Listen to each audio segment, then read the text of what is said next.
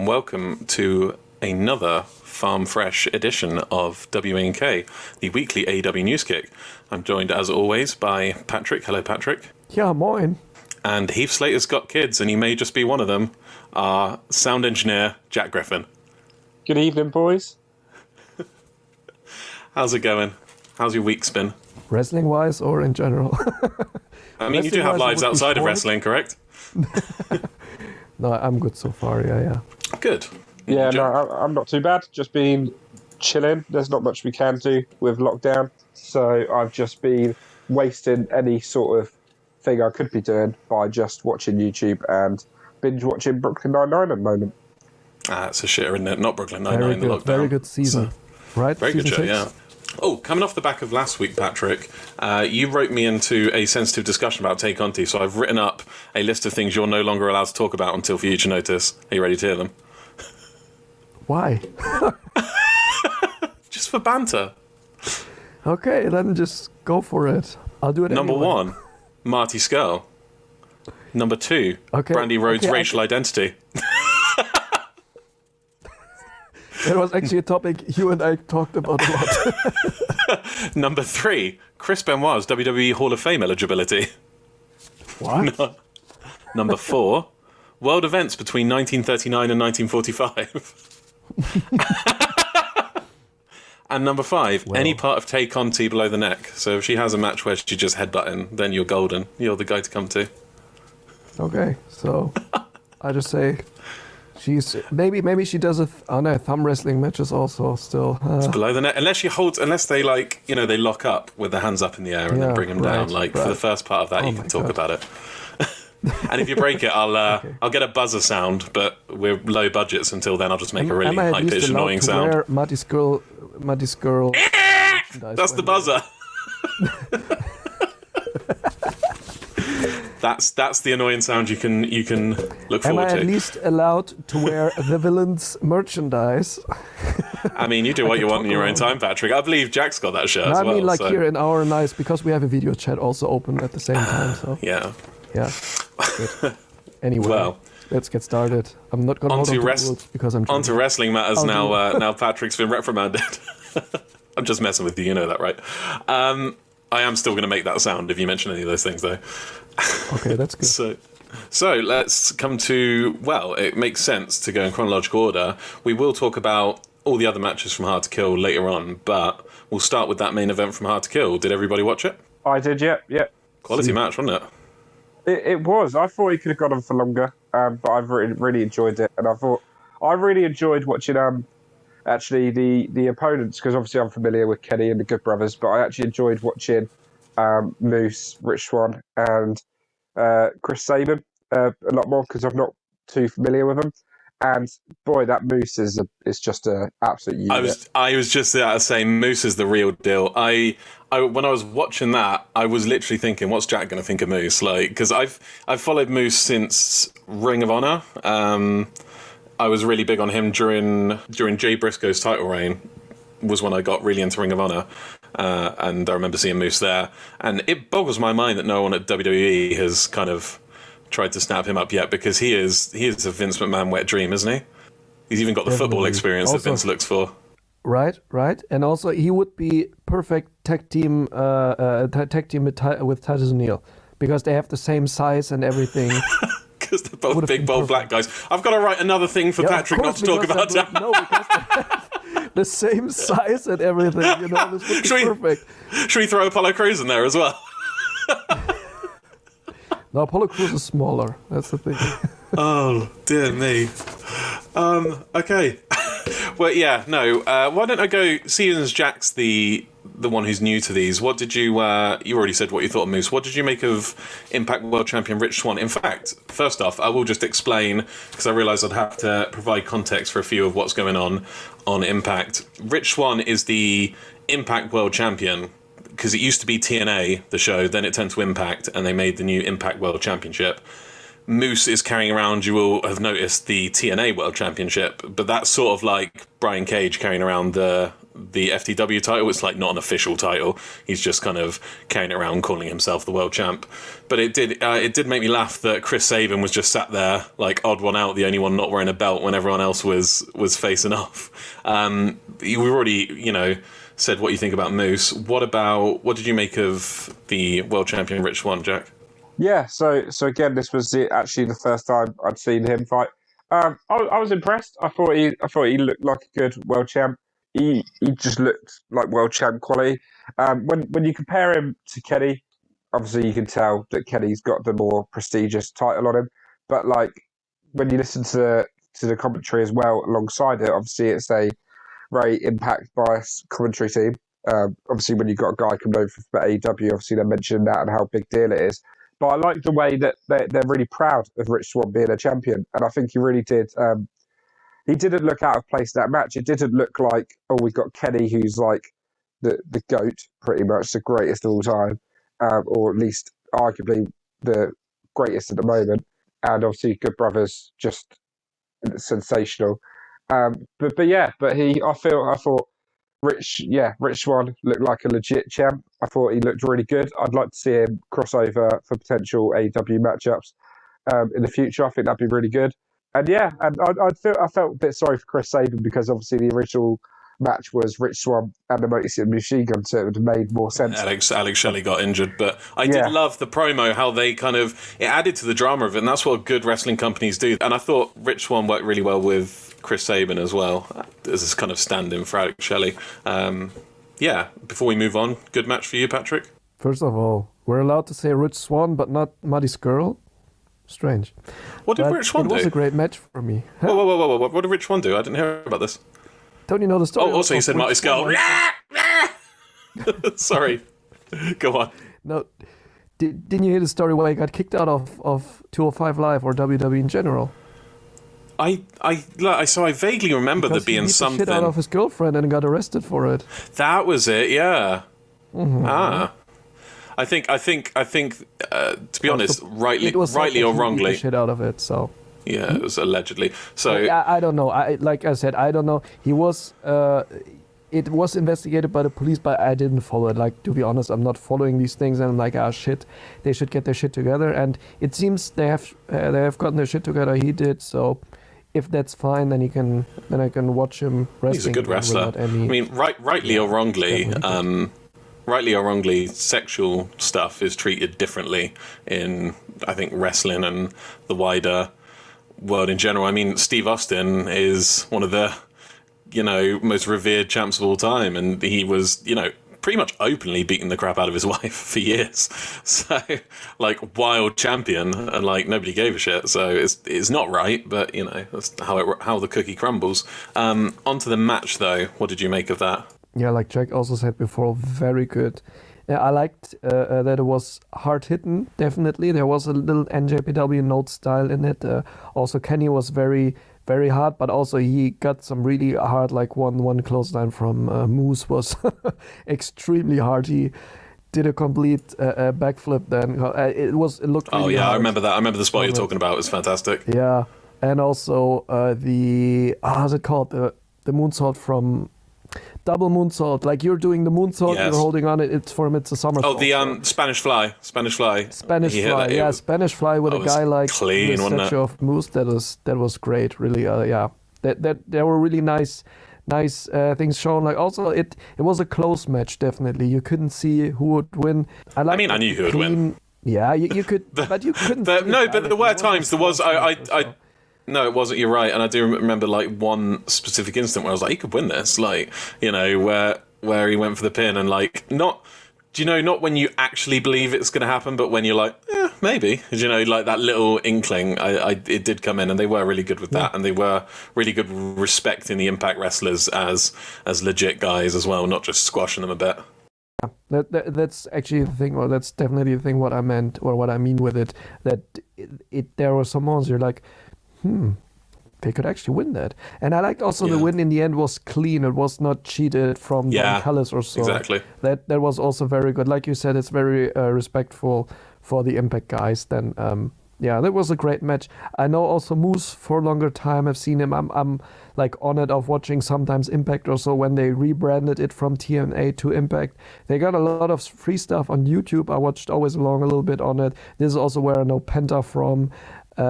Saw of course the Matt Hardy stuff during that era where they were transitioning from TNA just to Impact Wrestling. Chris Sabin, legend in the indie scene in TNA. And Alex Shelley, legend too. But... Yeah, I was watching a lot of TNA back in 2005, 6, 7, 8, so around that time. That's exactly when I watched, about 2006. Yeah. That was, like, to be honest, in retrospective, that was almost like they had the potential to be better than WWE back then because they had I think that's some of the best wrestling I've ever seen. Event. Yeah, definitely. They had AJ Styles, Samoa Joe, Christopher Daniels. That's when Kurt Angle came in around then. Yeah, right. And Christian Cage. Christian Cage came over there. Kurt Angle, you said Kurt Angle came there. I don't know. These are just the ones blow to my mind when you see the roster from back then and you see where they are now. Then you're like, wow, that had a lot of potential. Do you remember Bound for Glory from like 2000? I think it would have been 2006. They had the six-sided steel match with AJ Styles and Christopher Daniels against LAX.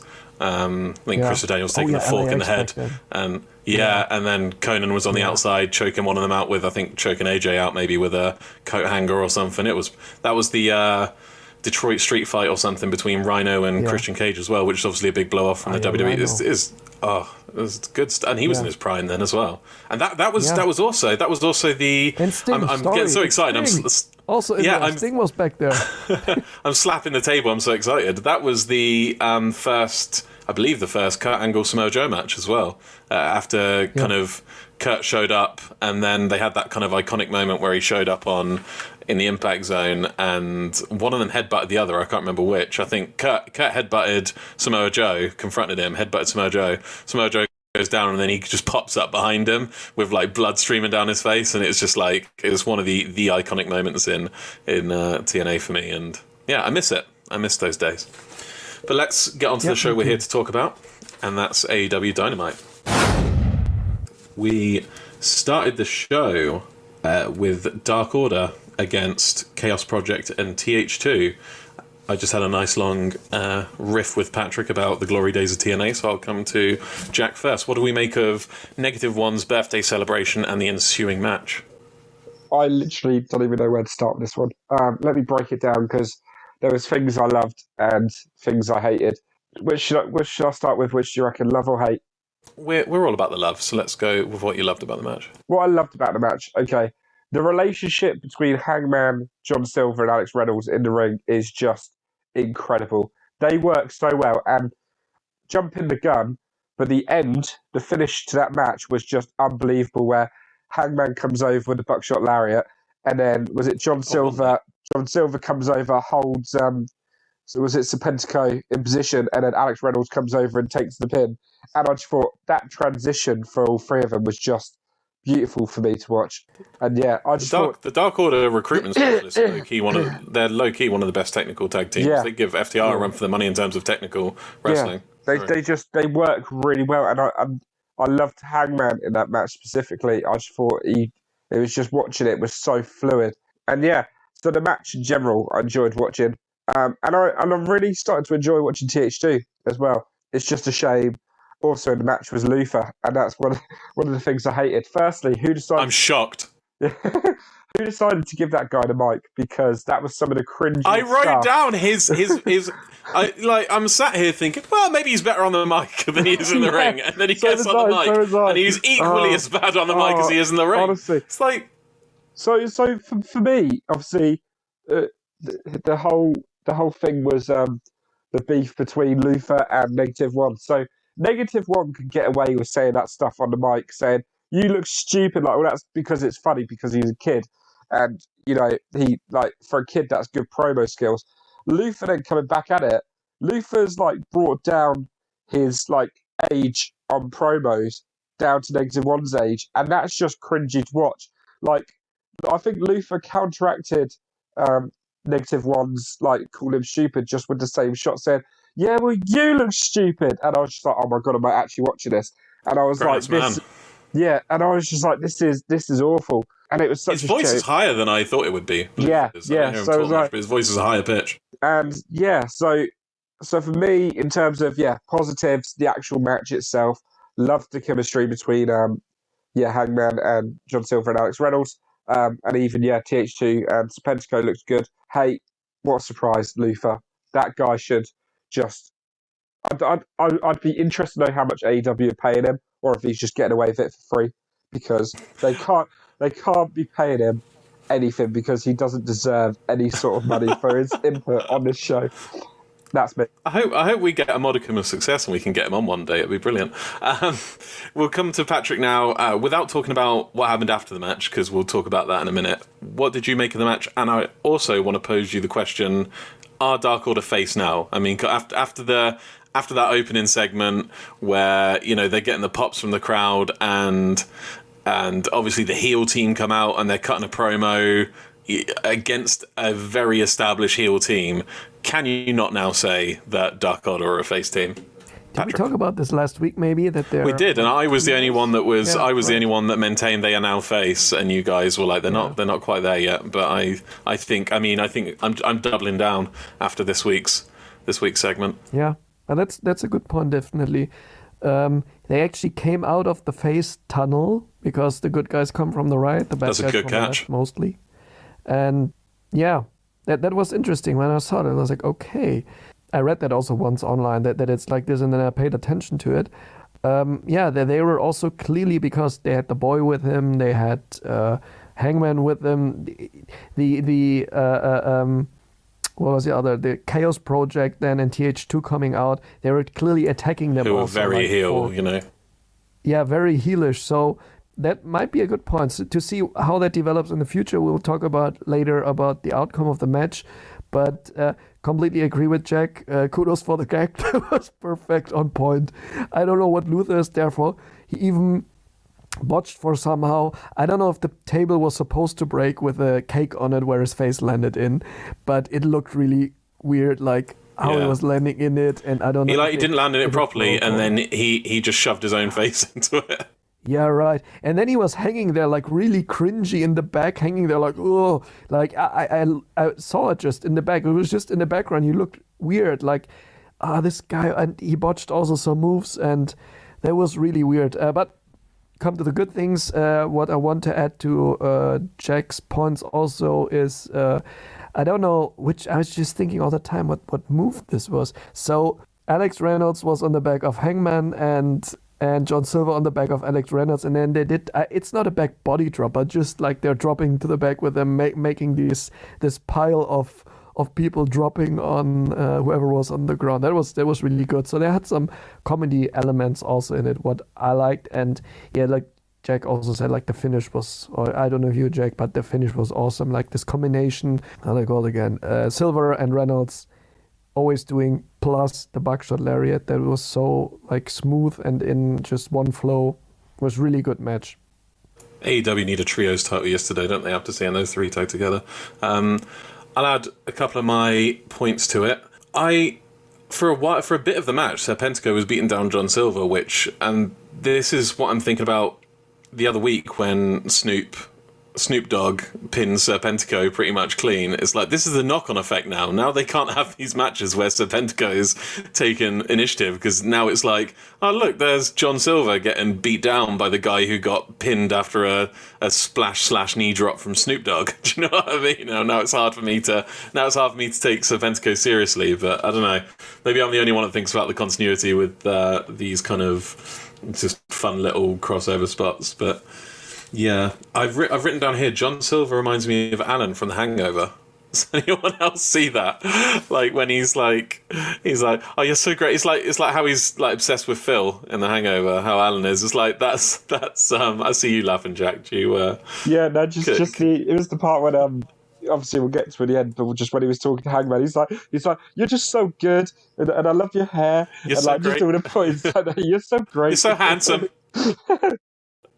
Yeah, it just reminds me of. I'd like to see more of that, honestly. Like him. Like, are you coming, Hangman? Like, are you coming, Phil?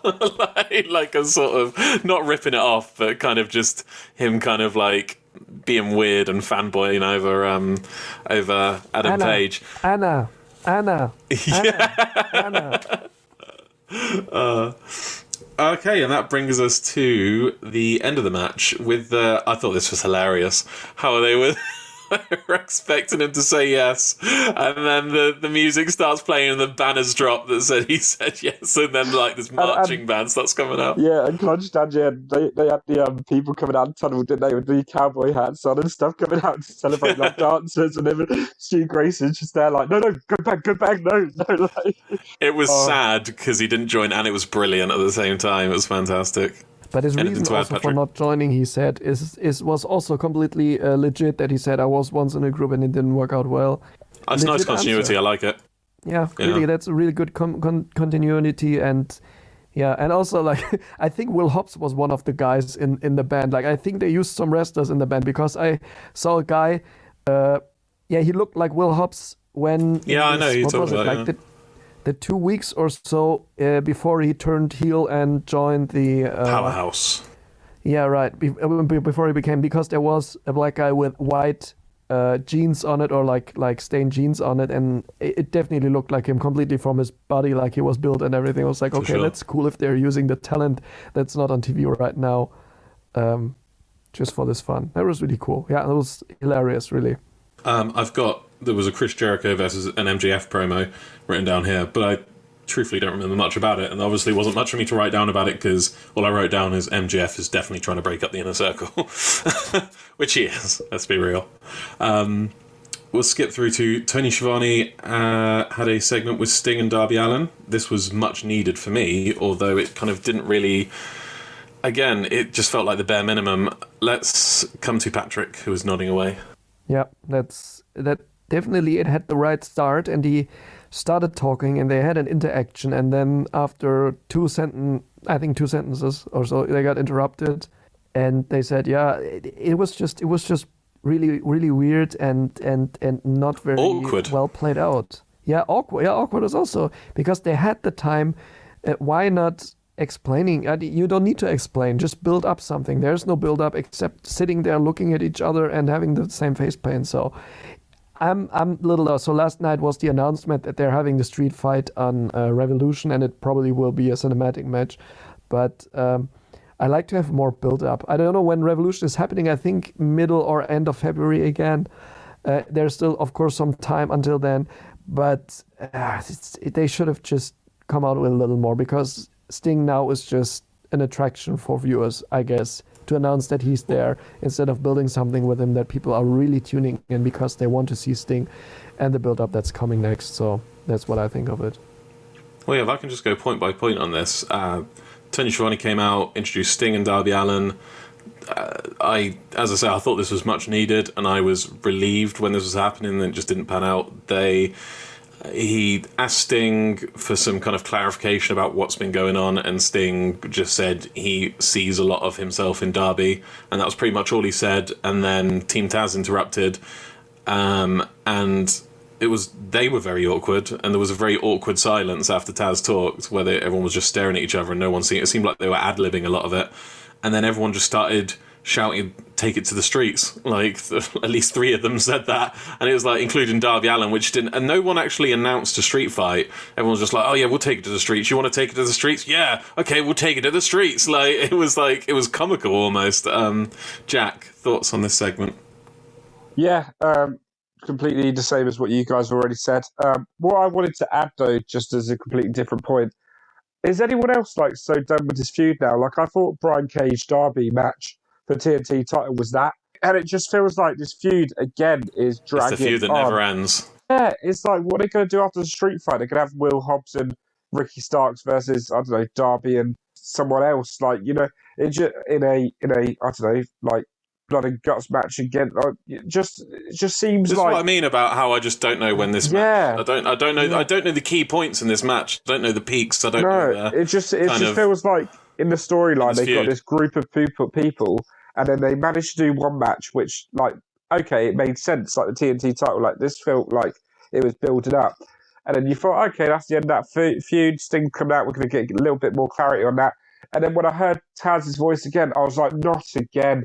I was like, can we just, like, we get it, but like, I wanted to see like a Darby like TNT match at Revolution. Like, he's got that. he has had the belt since Full Gear now, November. And in fair play, he's had one title defense, but it just seems like he's a TNT champ, but he's not really getting as many title defenses as he should. It just feels like defend it on the Dynamite. Yeah, it's especially after Cody set up president, defend it every week. Yeah, exactly. It just feels so.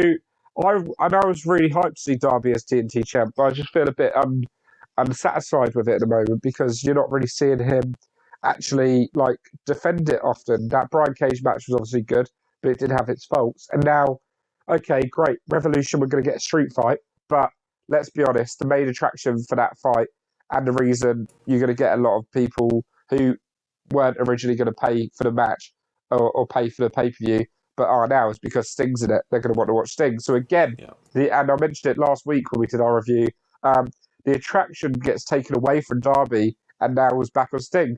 And it's like, you've got Darby, a legit wrestler. He is an incredible wrestler. And every time he got a huge pop when he came out. Yeah, and every time he does something right, you just cast him in the back and bring Sting out and make it all about Sting again. And don't get me wrong, I'm loving having Sting there. It brings that star quality to AEW, makes it seem legit. But give Darby his credit. He deserves a bit more kind of him time than him and Sting. That's my point I wanted to make. And we appreciate your point, Jack. And I think all agree with it. Next, we had a segment where the Bucks, the Young Bucks, showed up at Kenny Omega's house to be greeted by Michael Nakazawa, who took them through to Kenny's kind of dining area. They were there to meet Kenny, and they saw a shirtless oil painting of Kenny Omega and Don Callis on the wall. And then Kenny doesn't come out to greet them, but Don Callis comes out to greet them and tries to buy them off, I guess, pay them to stop being Kenny's friends. So it wasn't 100% clear. What did you make of this segment, Patrick? I found it completely hilarious. Also, it was good, yeah. It was good. It was on one hand, it was serious a bit because they were serious. They're like, we want to see Kenny now. What's going on here, But as soon as Michael Nakazawa entered and said, "Oh, please follow me here. I'm the assistant now." It was like, okay, that's odd. And then with the picture, that was super cringy, but I like it because it's completely over the top. In a good way. Yeah, in a good way. Yeah, it's in a good way over the top. And the outcome of it will be later in the episode, so I don't say anything about it. But it's getting very interesting how he's trying to break them up or probably push the Good Brothers more in to have an Impact Kenny crew, whatever. And I'm really interested in how the outcome of this will be, if there will be matches from Kenny against the Bucks or Good Brothers Bucks or some stuff like that. If maybe Cody joins them, or what the outcome will be at one day, because you can see there will be a negative climax, but also there will be a positive climax at one point as well, where Kenny might turn against Don Callis. Yeah.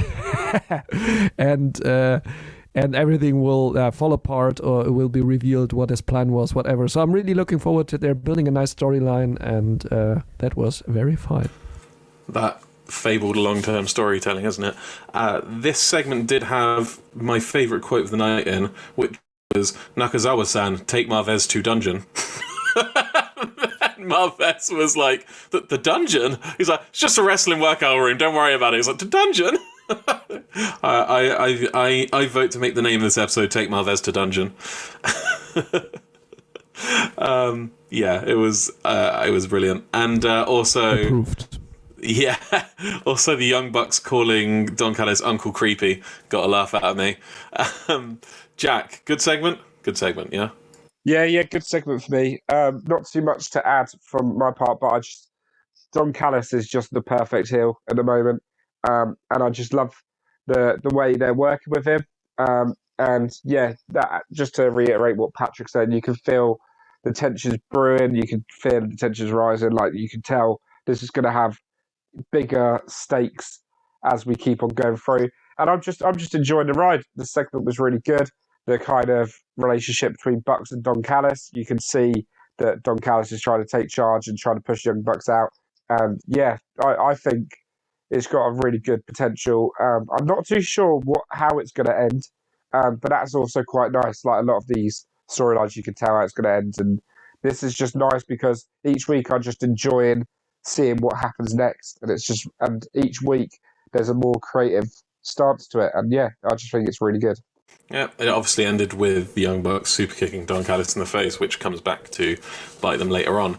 While it's sort of fresh on my mind, I will say, because we were just talking about, before we launched into Dynamite, we were talking about the main event of Hard to Kill. During that match, Matt Stryker and D'Lo Brown on commentary were very much selling that the Good Brothers had turned on Impact and were betraying Impact by, signing with Kenny. And I like that that's how that's the perspective over there, and the perspective on AEW is that Kenny's betrayed AEW by siding with the Good Brothers. It's like, the AEW contingent are very much, you've sold us out for another company, and then the Impact ones to the Good Brothers you've sold us out for another company. Do you know what I mean? And so really they've got the three of them just, and Don Callis don't have any friends. They've just got, each other. They're not welcome in either camp, which I really like. But yeah, moving on, the next thing we had was a match between Pretty Peter Avalon and Cody Rhodes. I'll start by saying I hadn't seen the Pretty Peter Avalon thing, and when I saw this announced, I was underwhelmed, quite frankly, because I was like, why is Peter Avalon facing Cody Rhodes on Dynamite? I couldn't quite get my head around it. I was utterly surprised. I actually quite like this gimmick. Maybe I've gone mad, maybe I've contracted syphilis and it's gone to my head.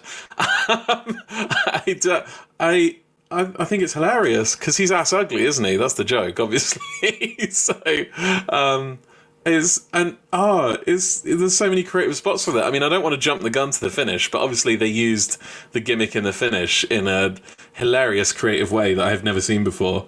Yeah, I mean, am I alone in this? Let's come to Jack. Am I alone in my appreciation of Pretty Peter Avalon? No, you're not. Hey! I also, like you, when I saw it on the card, I was like, I was that close to like wanting to skip it because I was just like, this is not. And I like the way they did it because they set it up that it was going to be a squash match. Unfortunately, Jade Cargill comes out again, and we've got that storyline keep going. But we won't talk about that because I know. We'll just get on a rant. But I like the idea that it was going to be a squash. She came out and distracted him. And then we actually got a legit match. And Peter Avalon impressed me. He had some really good spots. And is an actually good wrestler. I liked, obviously, the storyline he originally had where he couldn't even get a win. Neither could Brandon. They had that. But now I think they said he was on like a 5-6 win streak, which was like really good to see. Obviously, got this match with Cody. Same with you, Tom. Really like the gimmick. And especially that end where obviously he was just didn't want to get hit in the face, so just tapped out. And I just thought that was really funny. But the match as a whole, it was a good match. It wasn't the best match of the night, but it definitely, for me, was a lot better than I thought it was going to be. And I found myself a lot more gripped to it than I initially thought I would be. Yeah, I think he's onto a winner. I'll just say the commentators also said that Cody had put on 19 pounds of muscle in 2 weeks. So that's a fun little factoid. He definitely looked it as well. So I don't know whether they're exaggerating as is true in wrestling. I don't know why he's doing that, but he did look stacked. Patrick, let's come to you and your thoughts on this match. Not much to add. Just to let you know, guys, this Pretty Peter Avalon gimmick, he had it before in the Indies. He had a stripper gimmick, and he looked like it a little bit. So I was looking forward to it when Peter Avalon was getting back to Dynamite, or like have a little more on-screen time with that character, because I was curious to see that. I saw some things after, I think it was Talk is Jericho. It was on Talk is Jericho, or no, it was not Unrestricted back then. They didn't have it yet. Also good that they gave up on the librarian gimmick, because that was not working very well as they thought. But I kind of ironically embraced it towards the end, to be honest. Yeah, definitely. But it didn't. It was not the big thing they hoped for, I guess. So they thought it might. I mean, what were they hoping for when they came out and told crowds to be quiet for somebody? What did they expect was going to happen? Yeah, but in the beginning they were faces, definitely, when they came out. And then they switched it because they saw no one connects with, no one was reacting to anything at all. And then he was starting like this. But yeah, like I said, then I listened to the podcast wherever he was. And I was like, okay, that's interesting. Looked up some stuff on YouTube. Looked funny to me, like really, because I could see him in that position. And now he is that character in some kind of way again. So I'm hoping he's getting a little more like this, becoming a little more like this.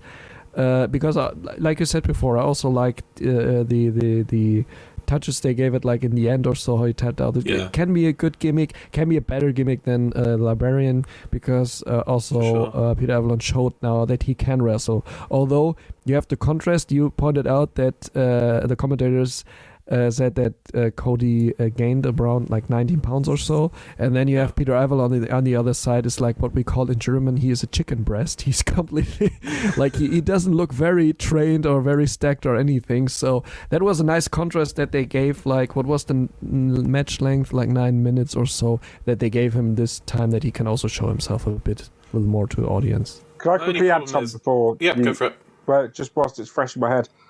I hate Cody's entrance at the moment. I don't know whether anyone was going to touch on it. I almost forgot that. Completely agree. Sorry. Yeah, so problems with it. They cut his kind of intro short where it's dark and obviously you get the red light. That was cut short, which felt really weird. Yeah, didn't like that. And I know it happened last week and we did mention it, but his new remixed Snoop Dogg version, which obviously is because of the Go Big Show, that doesn't work because they just... Is Snoop Dogg even in time for all of that? That's what I mean. Listening to it and he sounded like... Yeah. I'm probably gonna be a bit controversial and say I don't hate it as a concept, to be honest. Like I almost kind of like that bit where it builds up the da da da da da da da da da and then drops dun da da and then into like a hip hop beat. I kind of like that. I kind of like that transition, but then.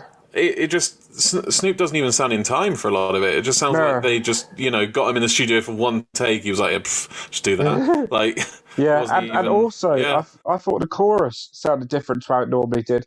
I feel like they did an updated version, Downstate, and it didn't sound as good. And so my final point, I just want Cody's old entrance back because it was epic and it just made me hyped for a Cody match, and this one doesn't. Okay, then I'm not alone. Then you heard the same. I was also like, does the chorus sound different? The voices were a little higher pitched or so. And then I was watching with you again, like every week. Hey, you. And it was different. And then I was like, But also to the collab. I like collaborations like this, but Snoop Dogg and Downstate are not Linkin Park and Jay-Z. So, I like that kind of. Yeah, the Linkin Park and Jay-Z kind of, update that we never asked for. Snoop Dogg and Downstate. I actually, for a brief moment, I'm with both you guys. For a brief moment, I thought Downstate were playing live because of how the sound was different. I was like, a Downstate there again, just for a random Dynamite, because the audio just sounded like jankier. It was weird. But I liked the finish. I liked the tapping out because he didn't want to get hit in the face. I suspect that, and now you say that he's got an indie thing, and the reason it works so well, he's probably going to be recycling some of his spots from the indie circuit with this gimmick, which is fine because most people won't see it, and that happens all the time. I will say, you said it went about 9 minutes.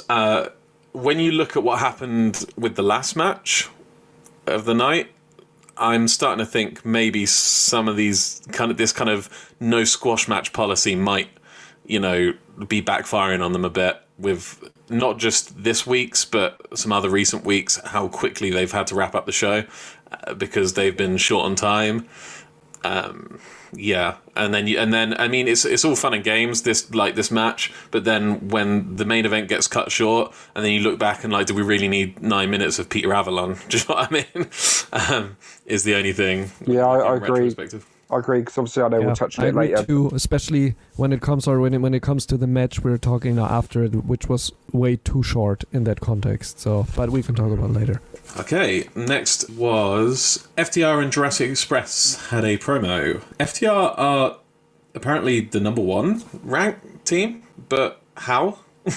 I've seen them wrestle like once recently, so I'm not entirely sure how they're the number one. 2021, they've obviously refreshed the scores, the wins loss record. So I don't know whether it's because of that. I don't know how they've done it. But yeah. But I mean, I don't really question the stats a lot because I'm on it also right now. They're at number 1 together with Jurassic Express because they have 1-0 for 2021.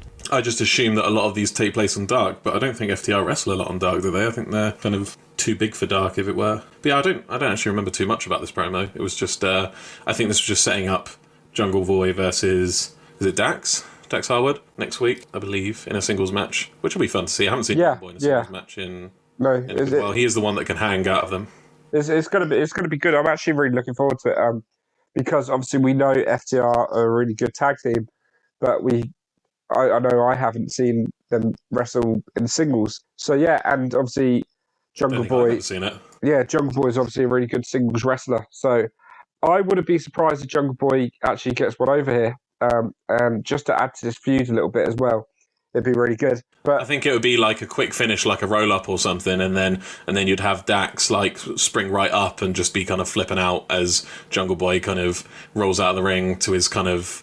That's another thing I'm hyped about. Actually, I can see that happening. Music again. I love that. I love his entrance. Yeah, I'm hyped about hearing that entrance again because I've watched because since obviously hearing that's his entrance theme. I went on YouTube and looked at Jungle Boy AEW entrance, obviously the new one, and there's a video of him on Dark when he debuts it, and yeah, Taz is singing along, and he's like, what is this? I love this song and stuff, and like Taz breaks character for a bit and starts singing along. It's just really, really good to see. But yeah, I think it's obviously going to be a crowd pleaser, and when fans come back, it'll go down an absolute treat, as it did when he was an Indies wrestler. Then that took us into Jon Moxley versus Nick Comoroto. I'm doubling down on it. It's Nick Comoroto. That's what I'm going for. It's my story and I'm sticking to it. Thoughts, Patrick? I was stunned by the guy. I love him now. Like, he was great. Nick Comoroto. Yeah, awesome. Really. Like, to be honest, also in the match. Yeah, to be honest, also in the match, most of the time, he really beat up Jon Moxley. Jon Moxley just got a little bit in the beginning, and then in the end he choked him out, and that was it. He had the upper hand most of the match. And this is just that squash match policy again.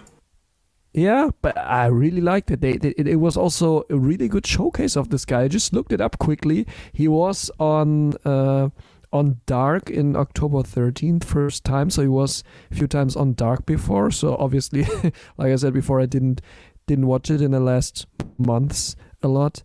But yeah, he was fired from WWE and then just got the chance there. And I hope they're making something out of it because he is a really interesting big guy. He looks a little bit like Bruiser Brody. A lot like Bruiser Brody. But he was very, very good in the execution of his moves. So he didn't look slow. He was always really like in a fast pace, very precise. It looked very strong what he performed. Maybe also thanks to Jon Moxley selling it a lot, but it looked very hard hitting and everything. So I like this guy. I want to see more of him. For Moxley, like I said, I'm not the biggest Jon Moxley or AEW Jon Moxley fan. So the promo he gave in the end was also like, typical Jon Moxley promo for me again. But the outcome of this match was Nick Comoroto. I want to see more, please. Yeah, he was in WWE, you just said. Yeah. Elaborate? Because I wasn't aware of this. Yeah, sorry. Just had to drink something quick. So he was from 2019 to 2020 in NXT, was never also seen on TV, was just in some house shows of NXT when they still performed it, and he was let go in April 2020 from the big wave of releases during the COVID pandemic. Missed a trick there. I'd say similar to, not to get off on a tangent, because I'll come to Jack in a minute about his thoughts on this match, but Will Hobbs put on Twitter this week, I remember seeing that he had a tryout with WWE, and they said, no, you're not what we're looking for, which again is weird because look at the guy, and look at Apollo Crews, and then him. And you're like, so they yeah, he went for a try with WWE, he said, not what we're looking for. And then when he signed, or was going to sign or something to AEW, they came back with an offer and saying, no, we want you on board. And apparently he legit just said, fuck you. Or that's apparently what he said on Twitter that he said. I don't know whether he actually did or not, or whether he's paraphrasing. But I mean, you know, they say you can't burn bridges in wrestling, so apparently it doesn't matter what you say to Vince, you can legit say fuck you, and he'll probably, if you make him enough money, he'll probably sign you back if he becomes a big star. But, you know, got some balls on him anyway. But yeah, I mean, they missed a trick with him, potentially, and definitely with this Nick Comoroto guy. Lasted almost exactly 4 minutes. I did time it because I was, again, worrying whether it was a bit too long for what is a squash match, but not a squash match, if you know what I mean. It's not a squash match because it's AEW, but it's a squash match. Jack, thoughts on Nick Comoroto and of, I really hope I'm pronouncing that right, and of the match in general? Yeah, I enjoyed it. I thought that Nick Comoroto gave a good account of himself. Thought he actually was proper beating up Mox at one point, but then obviously Mox came back into it, which he obviously was going to be because it was John Moxley in action. There was no way there was going to be an upset. But he looked like the real deal. I won't talk too much more about the match because I know Patrick said quite some good stuff. What I wanted to talk about actually more is the promo. Obviously, John Moxley. I like how he did the press ups during it. Yeah. He cut, which basically just said he's still willing to face everyone. Long story short, I think this is setting up for a Kenny Mox match at Revolution for the title again. That's about it. I just wanted to point that out. Good promo, which obviously Mox does, and I think that's where it's building up. Which I don't know whether that's where you guys have realised as well, or what you guys think of that. No, obviously we've got this match at the Beach Bash, or Beach Break, it's called, right? I guess they're not using Bash at the Beach anymore because of all the legal trouble it got them in with WWE before. But I'm assuming that's essentially what it is. It's essentially Bash at the Beach. But yeah, they've got, I mean, we'll talk a little bit more about that later, but I think it's him and not Penta because of events that transpire later in the show, but him, Phoenix, and Pac against Kenny and the Good Brothers. Correct, yeah. Yeah. So after this, we had an interview with Eddie Kingston, setting up Eddie Kingston versus Lance Archer next week. It seems like Eddie's kind of moving on from Pac a little bit, would you say? And from that rivalry. And it was nice to see Eddie and Jake the Snake face off, I thought, because they're both kind of legends on the mic. One, kind of the new legend on the mic, and Jake Roberts, who was just, old school legend on the mic. Any thoughts about this segment or where it seems to be going with Eddie Kingston, Lance Archer, etc., etc.? Yeah, so obviously originally had the Eddie and Pac feud. They had a match on Dynamite, which obviously I expressed my opinion on that on a previous episode, saying I thought that could be a pay-per-view match. Now, obviously, they've got Eddie, Lance Archer. I probably will end up being wrong, because I am a lot of the time with wrestling stuff, being relatively new to this. I could see it ending up being a triple threat between Eddie, Lance, and Pac at Revolution. I don't know about you boys, but I'd be really hyped to see that. I think they're sort of having a crossover because, obviously, Eddie and Pac had their thing. Eddie and Lance are now having their thing, and Pac and Lance obviously faced off because they both wanted to get Eddie. So I could see this turning around and just being a whole big triple threat, Revolution, which You'd think so. It's got triple threat written all over it. Yeah, I'd be really hyped for that. So I don't know. The face, the heel, and the tweener. Exactly. Yeah, that's interesting. But what when Lance Archer came into the picture, what got into my mind was like, well, Lance Archer together with Nick Comoroto as a team, or joining them, they would be a nice team, right? Or isn't it? They look really, I don't know, they would fit. I like the idea. So that was my thought about this backstage segment. Let's see what will happen with it. I don't have anything else to add what you said before. I'm just going to see what happens to it, where they will let this rivalry go to next. And something happens later. We can talk about later also with the whole constellation of the teams. We'll talk about that later. So I'm just going to see where this will end up then. Right, well, that takes us on to the next segment, which was Kenny and Don Callis. Kenny concerned about Don Callis' bruise on his face, which we saw how he sustained with a double super kick. I mean, we assume it happened off camera from the Young Bucks. Might have just been a good old-fashioned beatdown. Marvez popping up everywhere seems to be a meme now. Like, he came back and I'm cool with them using him like that, to be honest, because he was terrible on the commentary when they tried him, but I really... he's growing on me as the guy that just appears places with a mic. I don't have much to say about this. It was just, Kenny concerned about the bruise and him finding out that the Bucks did it and just furthering of the story a bit, and bringing it onto Dynamite from Kenny's house. I don't think there's much to add. I don't know about you guys. Yeah, Nothing else really to add. It was just really good, right? That he had like the black eye. And I also want to add that Kenny's look is really great now. He looks like really like a different cleaner also. That's what I like. Not the Japanese, like more not like a manga or anime character or comic character now. More like I don't know, like a rich guy, whatever, who dressed up weirdly. He doesn't know where to put his money. He came out hard to kill. I was like, holy fake tan, Batman. Like, he was like orange, like. For sure. Yeah, right. And it really brought out his crazy eyes. Yeah, right. And then being orange and then wearing the Bullet Club shirt with a pumpkin on it, right? Halloween, yeah. And I think he had fresh highlights in as well. Like you say, he just is going for a fresh look. Yeah, next match was Matt Sydal and Top Flight versus Matt Hardy and Private Party. Let's come to Jack, seeing as he is the connoisseur of the shit that is Flippy. Well, I was going to say, out of this whole match, my weak point was Matt Hardy, because I thought everyone else in this match was absolutely perfect, especially coming from, as Tom said, connoisseur of flippy shit.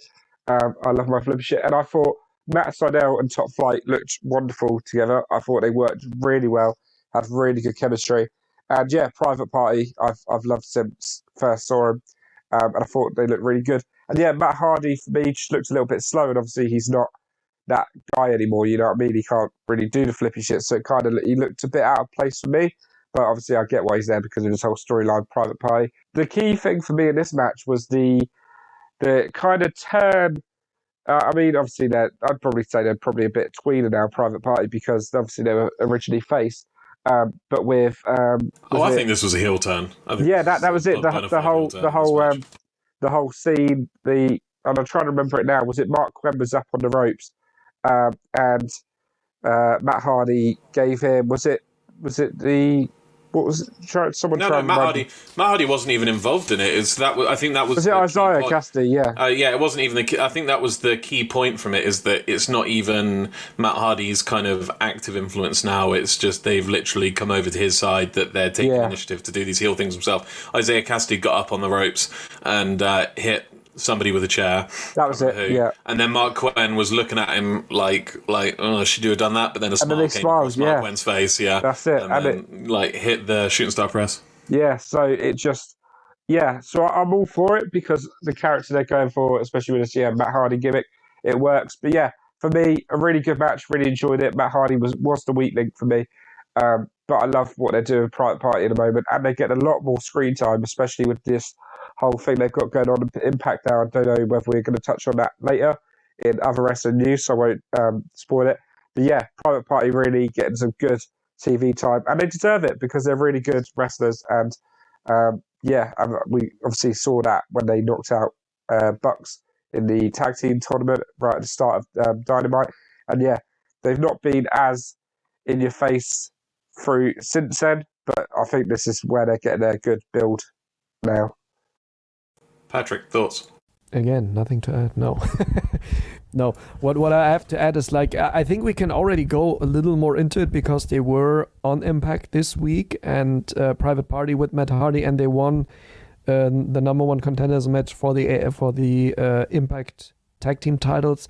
And I think now, because last week I think you also guys criticized it that we cannot see where the storyline with Matt Hardy being the manager and taking extra money from them is going or so, but now we can see it. Like Jack pointed out, it looks like a heel turn.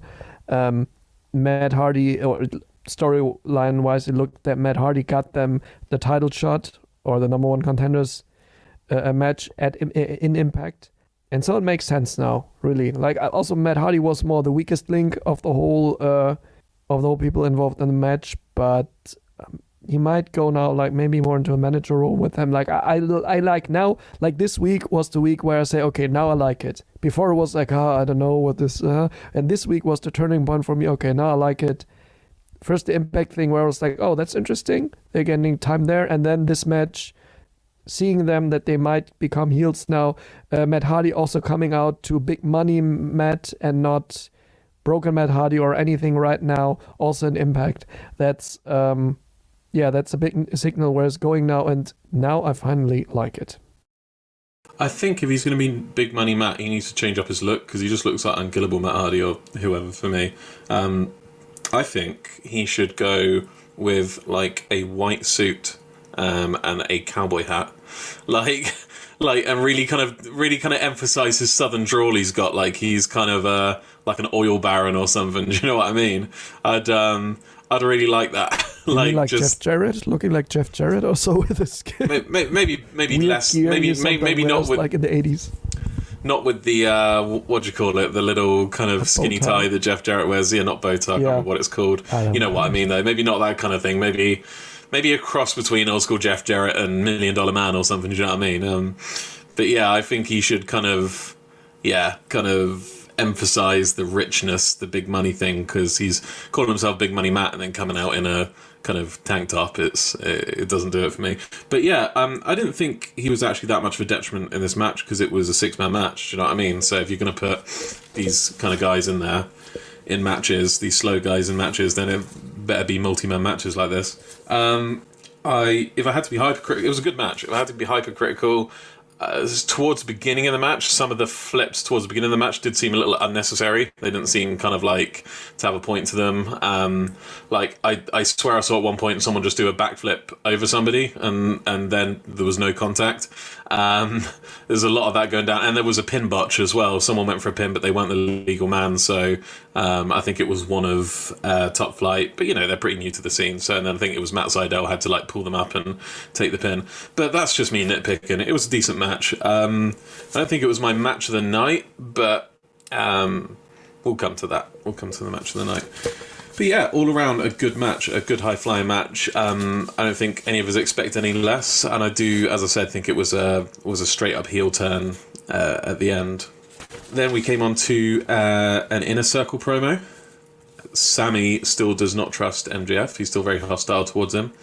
Yeah, I mean, do you guys think this is building up to when there is the inevitable, I don't know, about dissolution of the inner circle, or, whatever happens with the Inner Circle? Do you think this is building up to Sammy being a face, or will Wardlow take that spot as we've talked about? Or, let's come to Jack. Yeah, I think in terms of the Inner Circle setup, I think next one to go, or I say next one to go, none of them left. The first one to leave will be Sammy. I could even see it happening as soon as Revolution. I could see a Sammy MJF sort of match, which I don't know how it would sort of work, whether it'd be Jericho saying, look, you two aren't getting along, it's destroying kind of the Inner Circle, we need one of you to go, and then it'd be based on that match. But yeah, I think Sammy, definitely a face turn coming. He seems to be the only one that clearly sees MJF for what he is. How the rest of the Inner Circle have been blindsided to this, I've got no idea. I know, obviously it's the storyline. But yeah, so I think based on that promo, I think we're definitely going to have a Sammy MJF match eventually. And yeah, I think it could happen as soon as Revolution. Yeah, well pointed out, Jack, also. I see it the same, that this might happen in the very near future, maybe. I think this promo was one of the best, like in a long time. Or not this promo, sorry, this backstage segment, and also all the backstage segments in the last weeks with MJF approaching everyone of the Inner Circle alone in a spot, especially the one with Hager when he lost against Wardlow, or with Santana and Ortiz. The only one that's missing is Sammy, definitely. He might be, like you said, he might be going out of the Inner Circle, being alone, which would be also cool for him because he's a very good wrestler. But yeah, I like this segment a lot because you could clearly see his intentions, but he played it so well that I actually also said to you when this was over, he said, like, he played it so well, you believed really, because you knew that he was what his intention was, but you still believed him. I was like, yeah, he might be also a good face in the far future, I think, but he might also be a face one day, and he can be a face one day because he can be that guy. This is also what this segment showed, but yeah, he was playing so good. I liked it a lot. This storyline is just really building clearly into one direction, and the only one who's not seeing it within storyline is Chris Jericho, I think. And this will be an interesting awakening at one point.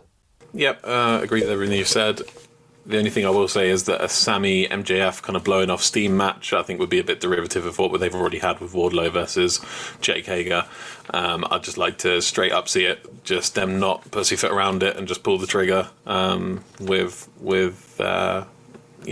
problems in the inner circle leading to Sammy leaving. Next match was Layla Hirsch versus Penelope Ford. A legit Layla Hirsch, and she is legit, and we already know my thoughts on Layla Hirsch. I'm a big fan. Let's come to Patrick and what your thoughts on this match were. This was Layla Hirsch versus Penelope Ford replacing Nyla Rose, and Penelope Ford came out with her fella, Kip Sabian, as well as Miro and Charles Taylor, the butler. Thoughts? Actually, Jack would be the best person to ask first because he clearly dislikes Nyla Rose so much, but I can also jump in there. When I heard the change of the match, first of all, get well soon, Nyla Rose, because she seems to have like COVID, wasn't it that she might have COVID? I think she just came into contact with someone and they're just taking precautions like they did with Mox. Might have it. So of course that's not a nice circumstance. So I don't hope something's happening to her.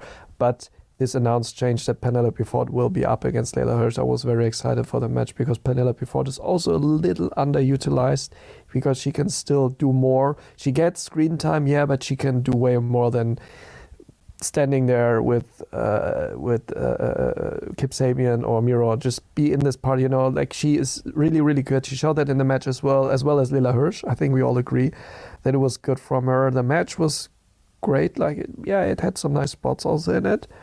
But what I want to point out now, a question to you guys: did you guys play Soul Calibur? Because I noticed something. Back in the day, yeah. Why is that? Was it her attire? Yeah, right. Her attire reminded me of Ivy from Soul Calibur. Obviously, Ivy is wearing way less than Penelope Ford is wearing, but it looked like really from the attire, like from a build. Maybe it's an inspiration. Maybe we get her one day on the podcast. I don't know. I can ask her that question personally. But it looked a little bit like it. So this is what I noticed, like out of everything else from the match, which was good. And just to finish it, the rest after the match was cringe shit. You can beep it or whatever. I don't like that at all. Like how they're playing this out now. I don't like it at all. That was WWE style storyline how they're going now, and I hope they get a turnaround there at one point. But there you go. You can say it. I don't like it at all right now.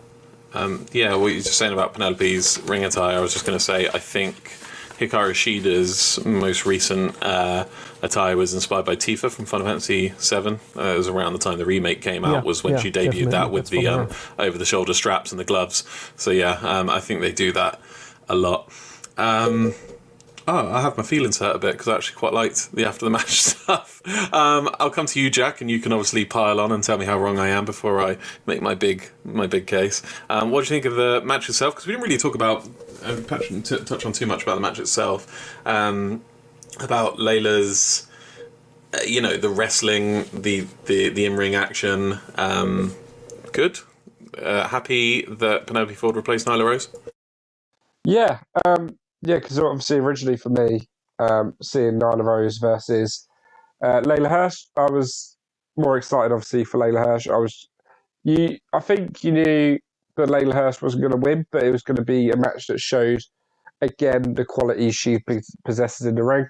So obviously Penelope Ford coming in. I'm a lot bigger fan of Penelope Ford, but actually what I wanted to mention is Patrick saying she's underutilized. It's weird because she is underutilized. But again, just goes to the women's division, saying she's number 4 ranked. Yeah, she's in the top 5 rankings. It's like, but she's barely had any matches. That was really strange. I've got that written down. How is Penelope Ford number 4? Yeah. So that again, really bizarre how they do the rankings. but no, the match in itself, I think I'll let you talk more about it, Tom, because I feel like you probably got a lot more to say than me. But for me, it was just a good match. I enjoyed it. I enjoyed both wrestlers, and and the key thing, which obviously I think is going to settle some debate here amongst you two about the after match segment. I'm a lot less cringed out now. It's Charles Taylor all in the suit and as a butler instead of the young boy Jack. sort of thing. I'm a lot more for it. I'm still a bit weirded out. It still isn't perfect for me, but I feel like it's swinging in a better direction. And I think I'm getting a bit more on board with it. And Miro, I kind of just, I enjoyed him this week. I enjoyed he kind of came across as that really perfect arsehole, like heel. And especially making him say to Orange Cassidy, Miro is my best friend now. I quite liked it. So still not a perfect storyline, but they definitely made some progress for me and some more positive moves for me to enjoy it more. So yeah, as you say, you'll defer to me, as Jack is the high-flying expert, Jumping Jack, as we'll call him, and I am Technical Tom. I do like the technical matches, the mat wrestling. There was a lot of that in this match. Layla Hirsch is just such a good technical wrestler, especially with her work she does with her legs, like the heel hook she puts in, and she's just always aware of where her opponent's body parts are. She started out kind of dominating the match. I think they played this match perfectly, because Layla Hirsch was dominating, as she should be, because she's just a force. Then they had kind of some outside interference, and then that's when the pendulum kind of swung to Penelope. I felt like Penelope was beating on her a little bit hard, but it was during the break. So it was us on Fight, and internationally we're seeing it. And as soon as they came back, that's when it switched back to Layla Hirsch. And Layla Hirsch was kind of pounding on her a bit more, and just looking physically dominant like she should. The finish, right cool to have it end in a screwy finish with Kip helping Penelope cheat to win. I feel that was the right call, because it didn't kind of, it gave Penelope the win, which they wanted to do because she's the number 4 and she's blah, blah, blah, without kind of damaging Layla Hirsch's credibility kind of coming up. But I think they messed it up a little bit, because Kip kind of like put Layla Hirsch's foot on the rope, like he was helping her kick out of it or something, even though I think what he was supposed to do was hold her leg down. I think he kind of missed his cue there a little bit. I don't know if either of you guys noticed that. Yeah, I noticed that. Yeah. I was also asking myself, like, why, what, how? What? Okay. Yeah. On my notes, I have. What did I have? Like the cheating, but what the fuck? I liked the cheating finish, but what was up with that? Just reiterating what you said, I don't understand how Penelope Ford is number 4. I will say I liked some of the stuff they threw in there, like Kip jumping up to sit on the apron to give her a kiss in the middle of the match and things like that. I think it's just sickening in a good way. I actually miss Nyla Rose in one sense, in that I would have liked to see the spots that Layla Hirsch would have pulled off with a big girl like Nyla Rose, because she's what, like 4'10" or something. So I think there would have been some, like, if she could pull off some big spots, like big strength spots, there would have been some, because she's got big girl energy. Layla Hirsch, even though she's only 4'10", if she could have pulled off some big spots for Nyla Rose, it would have been some real holy shit moments. Do you know what I mean? But I'm just nitpicking there, and we probably all in all did get a better match out of it than we would have. And I have to imagine that Nyla probably would have pinned her clean as well, which would have hurt her more than the kind of screwy finish we did get, which I preferred. I liked, after the match, I did. I liked Miro calling Orange Cassidy a George Michael wannabe. I think it's good. I think it's good stuff. I like Charles Taylor. I think that's a nice touch. I'm just picturing the future. This is where my head's at. This kind of whole stuff with, like, tell him I'm your best friend, like Jack said. It's just like, heartbreaking stuff. And then I'm picturing the future when they all come back together, and Trent makes a big return, and they have that hug. They finally have the kind of best friends hug again after all the, weeks of, I'm assuming, of Miro putting them through kind of horrible shit again. And I care about this so much more than I care about broken video game machines and all that. I care about, that him trying to destroy a friendship like this so much more.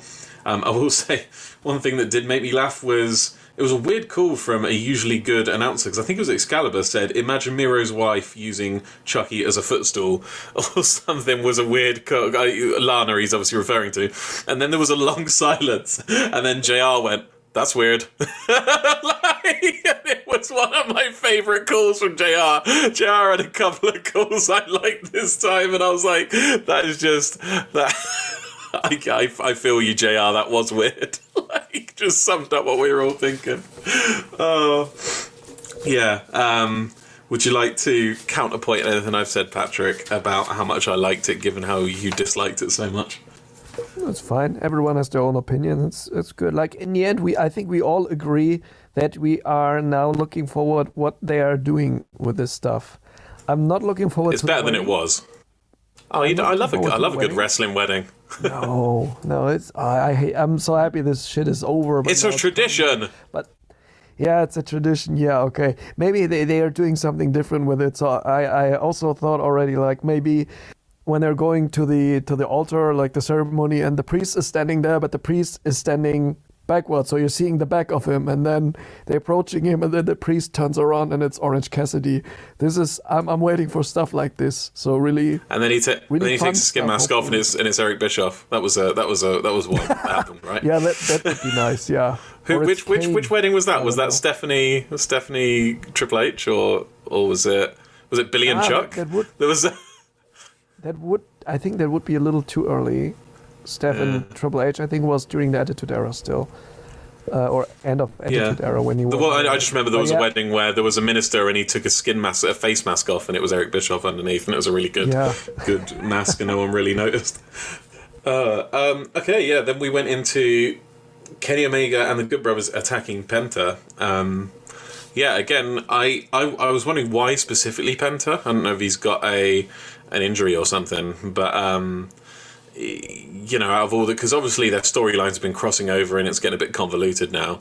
But why Penta and not Phoenix and not Pac? I don't know if there was a reason behind that, but obviously it's now led to this, beach bash or beach whatever it's called match between the Good Brothers and Kenny Omega versus Pac, Moxley, and Phoenix. Correct? So what did you guys think of the direction this took? Let's go to Jack. Yeah, so for me, what I took away from them beating down Penta was just wanting to hurt Phoenix's brother, really, and get to him, and whether they just caught him backstage and did it. It was a bit random, but I'm very, very hyped for the match. Yeah, pretty much a handful of just some of my favourite wrestlers. Love Mox, love Phoenix, love Pac, love Kenny, and loving the Good Brothers at the moment. So it's just like a dream sort of match for me. So I'm really looking forward to it. This Beach Bash has actually turned out to have quite a sick card as well with Thunder Rosa and Britt Baker. So I'm looking forward to see what other matches get announced. To see what happens with the Kip and Penelope wedding. But with the match, I think it's going to be a really good match. I think Kenny will probably still win to keep up that sort of hype that they got going with him. But I'm looking forward to seeing how they do that, how the match kind of comes along, and to see what happens next week to kind of build it up a bit more. I'm wondering if there's some AAA stuff going on with how they're keeping Penta and Phoenix in the picture, because I know Kenny said he wanted to do across all three companies. He wanted this kind of branching thing where he goes from one to the other, and obviously I think he had a match with Phoenix recently, did he, for the Mega Championship that he carries. Patrick would know a bit more about this. Do you think that's a factor in all this?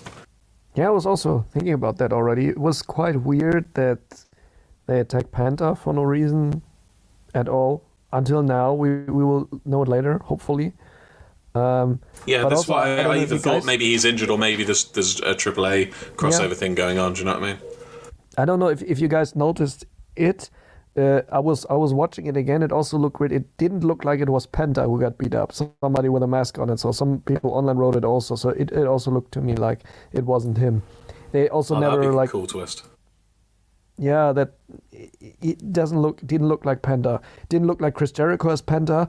That would be more obvious. But All in reference, throwback. Yeah, right.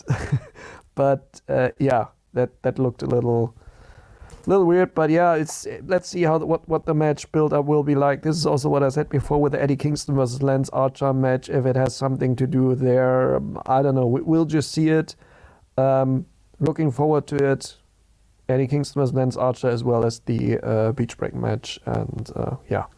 Beach Break, thank you, Patrick. Always the guy who keeps us on path. The German. We then had a promo, which I think has gone under the radar a bit, for a Women's World Championship elimination tournament. Now, one thing they didn't mention anything about this on commentary, but I'm sure you guys both noticed one half of the screen was a USA flag and the other was a Japanese flag, and I had a little mini mark out over this, thinking they're really driving home Japanese talent in this match. I don't know how they're going to get that much female Japanese talent without some sort of official crossover with Stardom. I know they've got girls that they let work for Stardom during the pandemic, specifically Yuka Sakazaki and Riho and maybe Emi Sakura. But yeah, I think if they're going to fill out where it would be half Japanese girls, I don't know whether that's what they're going for. They would probably have to get some sort of official thing with Stardom on board, which I'd be all on board for. And obviously it's also a good chance to maybe introduce a few Impact women's wrestlers into the mix on the American side. Or I don't know if it's either going to be if they're actually going to do an American bracket and a Japanese bracket, but that's what it looked like. They're probably not. It's probably just going to be like a mix. But yeah, thoughts on this, Patrick? I was also quite surprised that it was just shown on screen this quick and without further really explanation, just letting it speak for itself. Maybe, I don't know. I'm also just looking up what you. Yeah, also no hype or anything around it.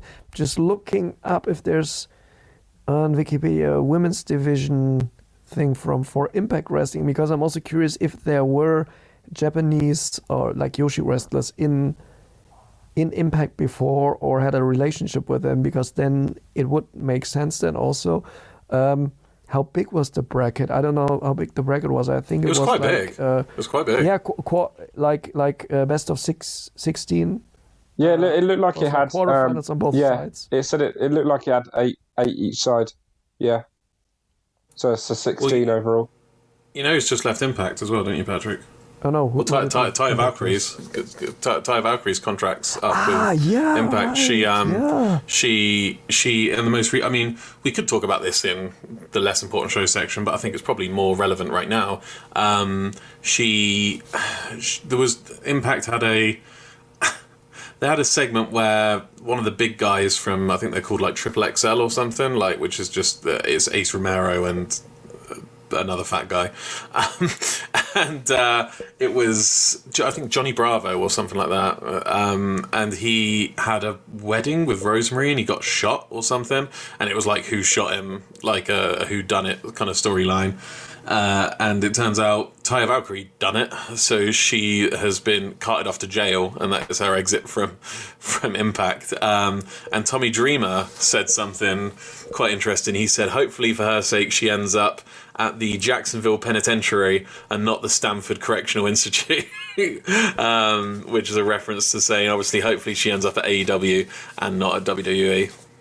But yeah, I am with Tommy Dreamer on this one. I would much rather. I mean, they need AEW need the women's talent more than WWE do, obviously. So yeah, thoughts on this tournament, Jack? Yeah, very excited about it. I think this is another chance for AEW to try and get the women's division right. It's a great opportunity to introduce lots of new talent, lots of current talent as well, which deserves pushes. I think you're going to get a lot of mixture. I think you're going to get to see Thunder Rosa, Serena Deeb in it from NWA. I think you're obviously going to get to see the favourites from AEW, like Britt Baker, well, not my favourite, but I'm sure someone, Nyla Rose, is going to be in it as well. But also, I also did pick up on that Japanese side and think I did notice it did say to be announced for when it's going to be, so I don't know if they're holding off waiting to see when they could get the Japanese talent in. But yeah, very hyped about it. Excited to see current talent we love, excited to see new talent. And yeah, it's a great opportunity for 16 girls to make a name for themselves, really, and put themselves on the map in the AEW women's division. Much needed, isn't it? Serena Deeb all the way, double champion, that's what I say. Then we came on to the main event of the night, Inner Circle, the tag team triple threat. Well, what do we say about this match? This was my match of the night, honestly, despite how it ended. MJF and Jericho came out to a song mashup. I wasn't sure whether I loved it or hated it. Jack's shaking his head, so let's come to Jack on that one. Yeah, I've actually got so much to... Well, I say so much to say, not in the grand scheme of things, but I both loved and hated this match. I would have liked to have seen it go on for longer, but I know we mentioned that earlier. That's probably because some matches went on longer and they ran out of time. Can I just say how fantastic Sammy and Hager looked? Sammy Hager. I thought them two looked awesome. And I loved they got the shout out from Sammy. Yeah, from Van yeah. Halen. But for the two that were written off from the start, I actually thought they came across as the strongest. I thought Sammy looked incredible. And yeah, I was even impressed by Hager, which I'm not normally. I'm not the biggest Hager fan, but I thought even he looked really good. Santana Ortiz looked professional. They looked legit. Obviously, we know this anyway. They got great chemistry, and obviously it was sad they didn't win. And then coming across to Jericho and MJF, I think we all knew they were going to win. It was just a matter of how. But I love the attention to detail in terms of the characters, where, and they even mentioned it on commentary, where MJF didn't even attempt to get himself tagged in. He was just stood away, just watching it all, not getting involved. And then I noticed as soon as they mentioned it on commentary, and they said, I think it was Tony, was like the little slimy MJF, like not getting involved. Everyone else has been involved as match. As soon as they said that, MJF then sticks his hand out and goes for the tag. Well, the bloody work rate on Jericho to keep while MJF was sticking out the ring. And yeah. You look at a triple threat tag match and you're like, okay, Jericho can take it easy in this, nope. Right. The funniest thing is, he didn't even need to be in the ring with MJF trying to stay out of the ring. Well, no, he did kind of to sell the fact that MJF wasn't tagging in even to his own partner. But they could have still worked around it with some commentary calls. But no, Chris Jericho was in a very high-paced match, spent a lot of time in the ring, a lot of time, in a lot of kind of high-intensity holds and stuff. It was impressive. Patrick, thoughts on this match? Yeah. Also, I like that the match was also before in the beginning of the match, it was open who would win this match. At some points, of course, it was obvious. Yeah, of course, they both will win to further get into the storyline with disrupting the Inner Circle. But they were, like you said, Jack, with Sammy Hager. They had great moves there, great actions, and then I was also in between. It was such a close call. Then you're like, are they maybe winning it? Then Santana and Ortiz coming back, might they win it? And then, of course, it was getting obvious to the end, and it was very good also that MJF rolled Sammy Guevara up and got the win for them. Specifically Sammy as well, good. Right? Yeah, there was really good storytelling in the match, and I also would have loved to seen it a little longer. I think it probably was. Yeah, the storytelling was good. It was athletic-wise good, technical good, but also the storytelling was very good in the match. And like I said before, I'm excited where this will go next. I do have to disagree with Jack saying that he thought that Sammy Hager was the kind of standout team of the night. Santana Ortiz, for me, they showed their kind of tag team prowess in this with just their moves together, their ring awareness, knowing where they should be, the fluidity of their moves together. You could tell one of these teams had tagged together for a long time compared to the others. I'm the downer, I'm the nitpicker here, do you know what I mean? But Sammy, for me, did look quite gassed towards the end of the match with some of the moves he was trying to hit, where he wasn't kind of getting as much on them as he usually does, and it was ring rust. But compared to Jericho, and Jericho was really going, I was quite impressed with Jericho. This was a good night for JR because, like I said, he had that kind of funny moment earlier, and he also had a great call to sell a weak Chris Jericho kick out. I haven't written down exactly what he said, but he kind of sold Chris Jericho had kind of a bit of a botched kick out, like not a botched kick out, but a really weak kick out, and JR kind of sold it really well. Match of the night for me, for sure. It could have been better. It obviously was probably scheduled to go longer and had a very, very abrupt finish, and we weren't really allowed to absorb. I think the logo was pretty much up as soon as I think it was Aubrey, was it? The hand came down on for the third time. I think the logo was on the screen. It was yeah. They have to work on timing a little better. I think they've let themselves slip in the last few weeks in terms of that. I don't know what your thoughts on that are, Patrick. Yep, same. Like the ending was, like I said before, it was way too short, and they wrapped it up too quickly, and they need to work on that. It just always reminds me of when they have to wrap it up like this quickly, and the logo comes in, and everything gets a little more like fast and hasty, and that reminds me of All Out because All In. Sorry, All In. First All In. Yeah. That was like, of course, where it also big started. Yeah, right. And the main event, they had to cut it so much short, and yeah. But to be honest, they kind of made that work with like cramming all these spots into. They kind of made that one work, I think. Whereas this match had a lot. That match didn't really have any story behind it. It's just like throwing these legends in. Do you know what I mean? Rey Mysterio doesn't have any beef with the Young Bucks and Kota Ibushi and stuff. It's just that was always destined to be a spot fest. So you can push the fast forward on that.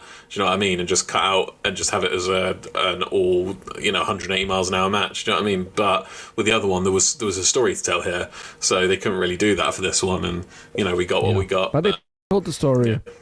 I think they told the story like everything we needed to know, and that's it. And then let's look forward to the next week. I will just, before we go on to our match of the night for this one, we forgot to say our match of the nights for last week. I'm assuming it was the women's match from the way we were talking about it. We got, or maybe Jack's was Brian Cage, Darby Allin. No, I thought we all agreed the women's match. Oh, sorry, Serena Dean Taker. Cool. No, so this week's what was your what's the match of the night this week? Go to Jack first. I'm gonna go for a controversial one. Yeah, I think Inner Circle's triple threat probably would have been if it was longer. And yeah, I'm gonna go for the Top Flight and Matt Sydal versus Private Party and Matt Hardy because I just really enjoyed that. Maybe because it was a high flying match, but I just thought, as I said, the only one that didn't really impress me in that match was Matt Hardy as much, but even then he was okay. But yeah, the rest of them just I thought were outstanding in the match. So, and I also want to be a little bit different, spice it up. Patrick, match of the night. I'm also going a little controversial. So in general, it was a very good show. Hard for me to pick a match that stands out because except the Cody versus Peter Avalon, everything was very good and technical. Cody versus Peter Avalon was okay. But I'll go with Jon Moxley against Nick Koromoto, and just for Nick Koromoto because this match it stood out for me because if I think of the whole show, I just think of that match because it surprised me, and yeah, I think I said everything before what I liked about it, about the guy. So this surprised me. Like I also always say that's complaining on a high level, or like comparing on a high level. The other matches were also great, except the one I said, but this stood out for me on this night. It was a clear surprise, so this is why it's my match of the night. Despite its flaws, I'd have to say the main event is my match of the night, so we have no clear-cut winner. We'll have to put it to an audience vote for our 6 listeners, or whatever. Get in touch and tell us which of these 3 matches, or any other match, was match of the night. W.A.N.K wrestling @gmail.com. You can reach us anytime, anywhere. As often as you want. I don't know what that means, but Or at W.A.N.K podcast on Twitter and Instagram, correct? I hope I've got that right. Twitter, Instagram, yeah. We read the direct messages maybe one day in the future. If we get one, please write us. We'll be like John Silva getting one from Hangman Page if someone sends us a DM. Right, we have next week's preview. We have Eddie Kingston versus Lance Archer. We have Cody responding to Shaq thoughts in that in a minute. We have Jungle Boy versus Dax Harwood. We have the Young Bucks and the Good Brothers versus the Dark Order. Now, when I say the Dark Order, I believe I mean Silva and Reynolds, Evil Uno, and Stu Grayson. Thoughts on these matches? Patrick, word to you, because we came to Jack before. I'm looking forward mostly to the Bucks and the Good Brothers together against Dark Order. Both sides storyline-wise, of course, Bucks and Good Brothers. Very storyline-wise, like how that's going to work as a tag. Yeah, but also Dark Order. Will Hangman come out and help them against the Bucks for 1 point? So that's the thing I'm looking for. There might be something happening like this Cody Shaq commentary. I couldn't care less. Jungle Boy, I'm also very excited for because he gets his spot now in a singles match again. And as I said before several times, Eddie Kingston was Lance Archer. Interesting what they will make with it. So yeah, looking forward to the show. I think they announced last night already some matches for it, some additional ones. I'm always behind because I always just write the card down based on. Yeah, no, it's okay. Now we can get to Jack, and I can have a quick look now. Okay, yeah, I'd say you'd probably agree, Jack, that Young Bucks and Good Brothers versus the Dark Order is the most intriguing match on paper in terms of story implications. What are your thoughts on the other match of the night, and indeed that match? Yeah, so I think it's like last week when we all were, in terms of storyline, really invested in the Inner Circle triple threat. But I'm also, so it goes without saying that one's going to be really hype. And yeah, the story implications are just endless. And I wouldn't be surprised if we see an appearance from Hangman. But I'm also really hyped about, Dax Harwood and Jungle Boy.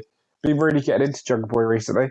I don't think I've ever seen Dax Harwood in a singles match. No, exactly. So that's going to be really good. So yeah, they're my kind of top two. The Bucks and Good Brothers, obviously. And yeah, the Jungle Boy and Dax Harwood is kind of like the one that I think is going to surprise everyone and be a really, really good match. This Cody responding to Shaq, like, what's stopping him doing that anytime? Like, Shaq doesn't even need to be there, and he probably won't be there, and it's, less said about that, the better. I just wish this feud didn't exist. Like, Jade Cargill, Shaq, Cody, Brandy, I like Cody, but, like, what's happened to his brand recently with the music as well, and, yeah. So just short info, it's another match they announced for next week is Chris Jericho and MJF versus the Varsity Blondes, Griff Garrison and Brian Pillman Jr. So also interesting to see what happens there. So yeah, I was just about to say, I think that'll be a Jericho MJF obvious win, but I really enjoyed watching the Varsity Blondes. I thought they've been really good after the last couple of times I've seen them. So I think, again, that's going to be one where we'd say it'd be a squash match, but AEW going to drag that out for at least a good 5-minute match, I reckon. Still not sure what I feel about them dragging out squash matches, but I see the merit to keeping it short and to dragging it out, to be honest, and giving them some time. So, no. Short side note, MLW show 2019 where I was in New York. Brian Pillman was back then in MLW and he was over as shit with the people, I can tell you. Like, really, for sure, yeah. Him and Dirty Tom Lawler, right? Great.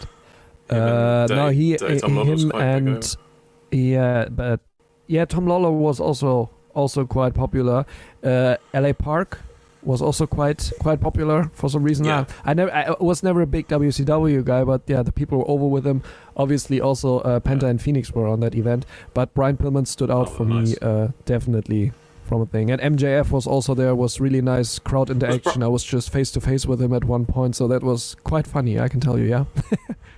Was Brian Pillman in a tag team with Teddy Hart, or am I thinking of somebody else? Or was that Tom Lawler? Yeah, it was the Hart Foundation, the new one against the Dynasty back then with how's the other guy called? Like he's also quite big now from the Dynasty. I think he was MLW champion now in the end. Whatever his name was, he looked like Chris Jericho, so everyone was screaming, was shouting Y2 fake. So Y2 fake.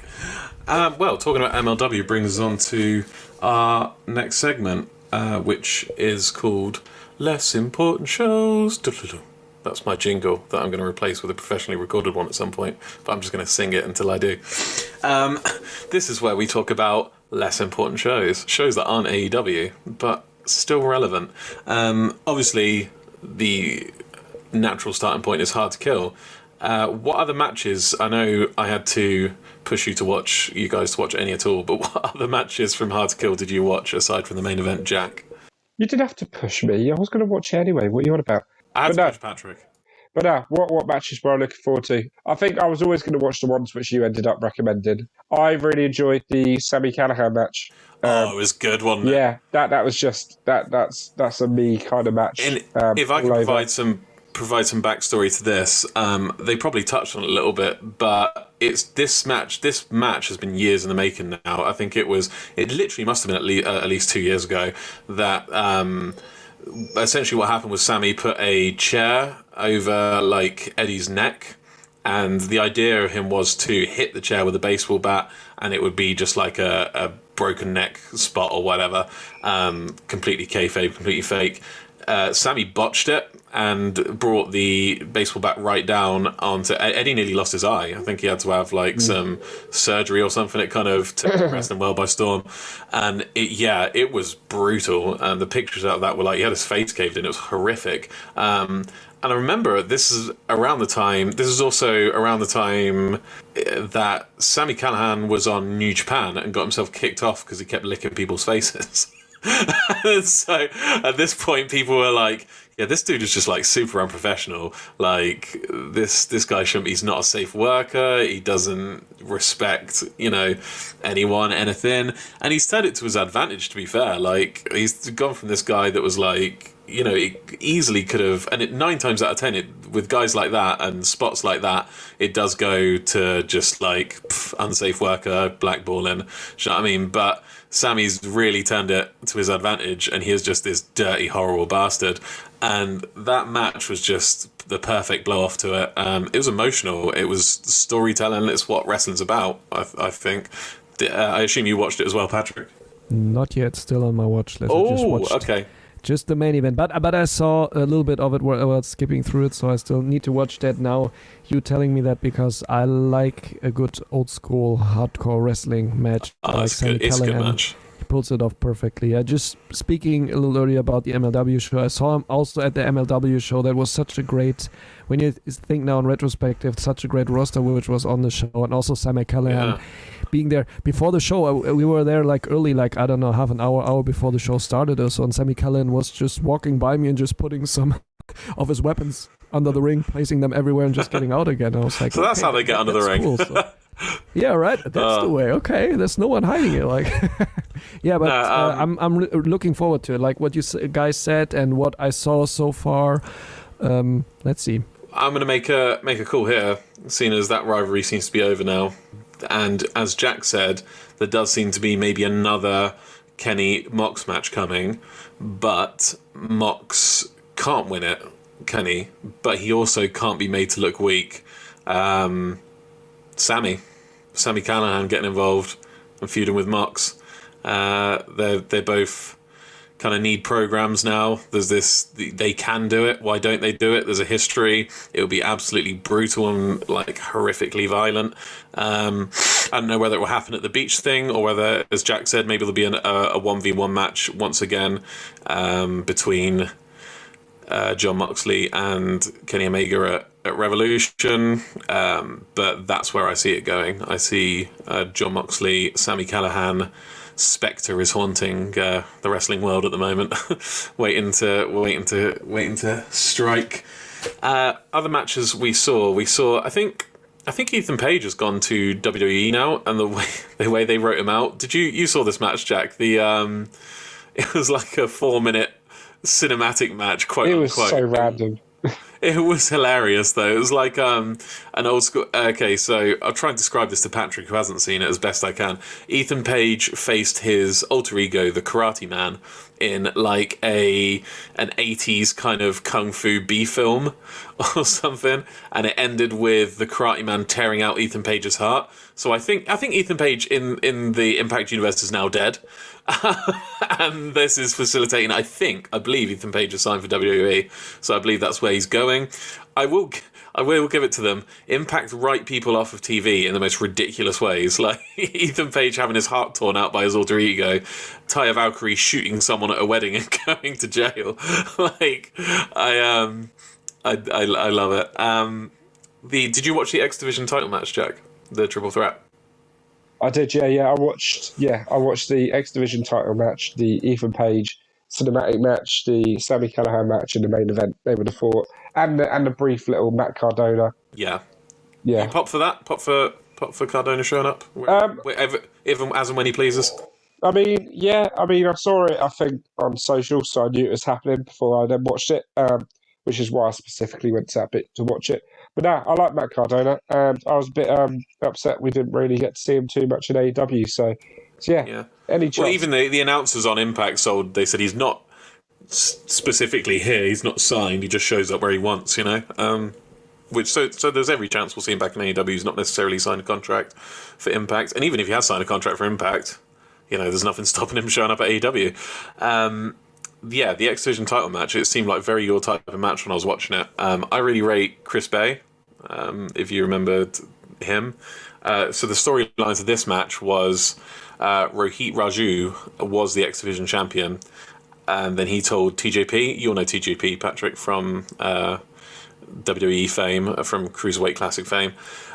He said the challenge was open to anyone can challenge for the X Division Championship except TJP. So TJP put on the mask and the face paint as Manic. Is he Manic?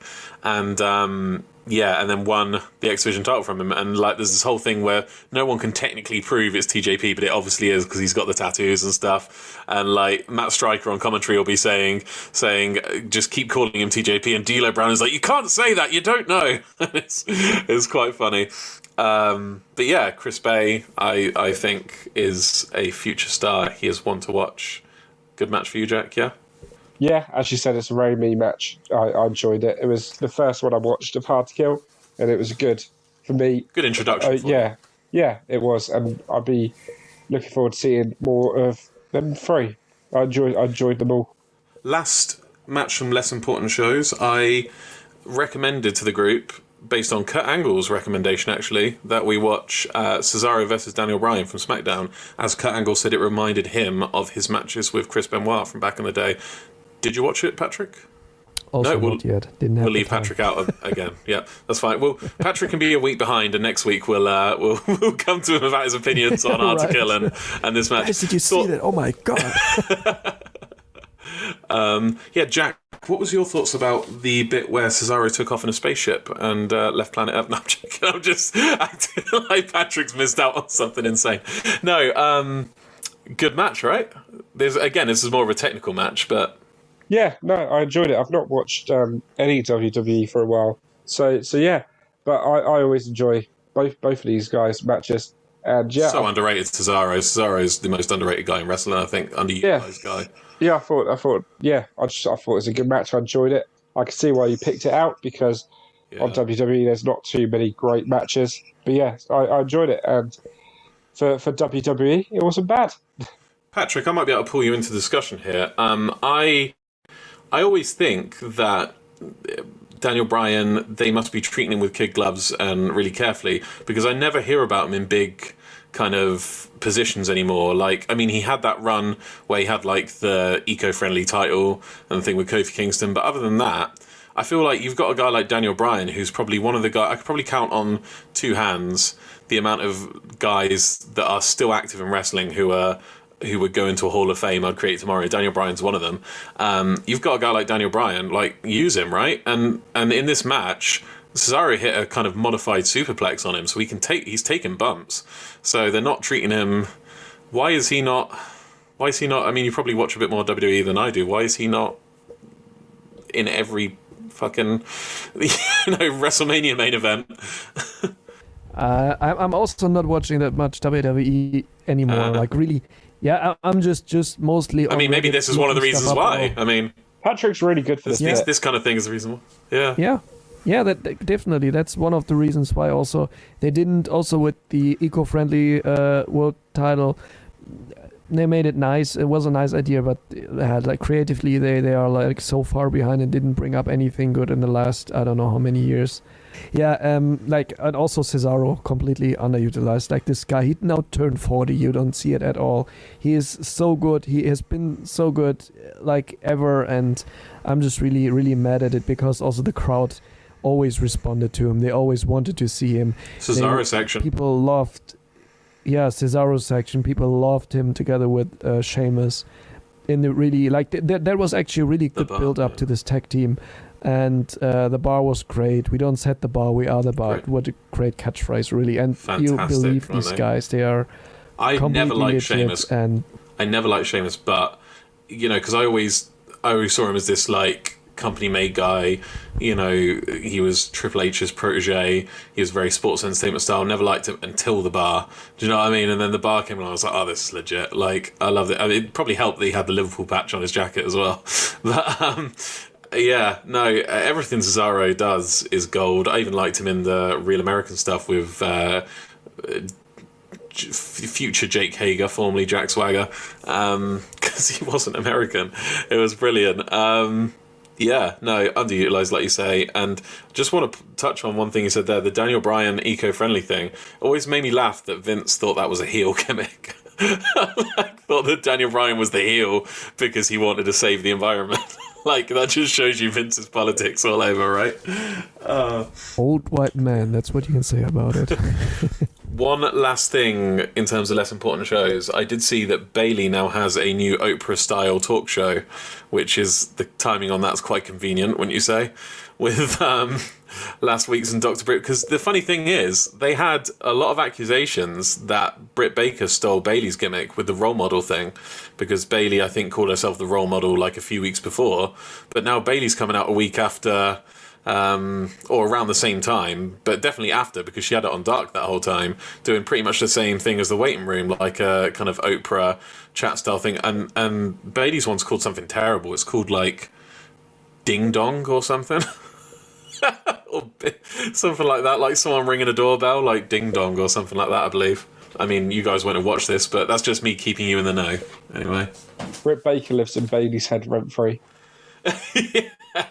I love Bayley. I do love Bayley. I'm not sure about the whole Karen gimmick, but she is one of the best women's wrestlers in the world. I would like to end with a quick game, if you guys are up for it. I mean, take us Sorry, just saw something. I was just on Reddit just to Fuck me, check this thing with Bayley. No, we can go back now to... we can cut it. Okay, can build a bridge from WWE to AEW. Hangman Page will wrestle next week. Hollywood hunk Ryan Nemeth, a.k.a. the brother of Dolph Ziggler. Very interesting. First time I see him then wrestle. Okay, cool. Okay, so I'd like to finish the show with a little game I've come up with called Sign or Decline. Are you guys excited? Wow, Tom, that's so... Did you just think that at the top of your head? Where does this come from? I'm super excited. Well, let's see what comes out of it. Yay. Honestly, this was the working title for this before I thought of Sign or Decline was Pass or Sign Dead Ass. So it was a step up. Still not allowed to talk about. Okay. So imagine you are Tony Khan, right? I'm going to read you out 10 names in order, and after each one, you have to tell me whether you would sign them or decline them, right? Here's the catch, though. You're only allowed to sign 5 of them, and you don't know which ones are coming up next. Are you intrigued? It's like The Voice. Patrick looks very intrigued. You can debate amongst yourselves. Obviously, I'm going to start you off with number 1, Aleister Black. Sign. If he was signed. Oh, okay. Straight off. Number 2, Cesaro. Sign. You're using 2 of your signs already. You don't know who's coming next. Wait, are we working as a team? Yeah. Okay. Oh, you can work separately then. Yeah. Okay. So you wouldn't sign Aleister Black, Jack? You're not too familiar with him, are you? I believe. Well, no, I'm trying to, because I don't know what names are coming, and I've got to think for myself. I do know the name Aleister Black, and I know him, but do I know him well enough? Not being too familiar with him might work in your favour. Yeah. To be honest. So I'll decline Aleister Black, and I do know Cesaro, so I'll get him on board. So we've got 2 signs for Patrick and one for Jack. Number 3, Moose. Ooh, I'm gonna decline. We've got to decline. We've already got this invasion thing, so we're already seeing him, so we'll probably cross over. So that's cheating. That's not cheating. That's using your just instinct. Assuming there's not an invasion or after the invasion as well, because number 4 is Sami Callihan. Ooh. Decline.